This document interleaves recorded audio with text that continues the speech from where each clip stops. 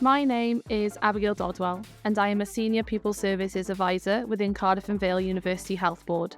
People Services is the new name for human resources within Cardiff and Vale UHB.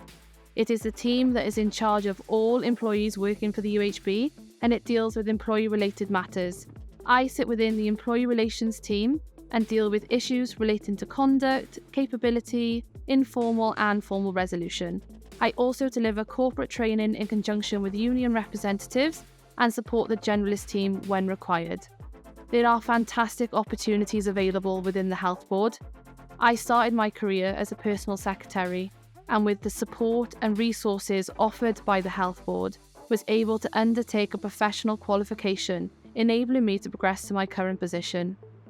I enjoy my role and the engagement involved, speaking to different staff within the UHB, offering solutions and helping to make a positive change. The progression and support I have received is one of the reasons I stay, and also being able to gain experience in many other areas. If I had to describe my role in 3 words, I would say varied, supportive and collaborative. We are the NHS. Choose People Services.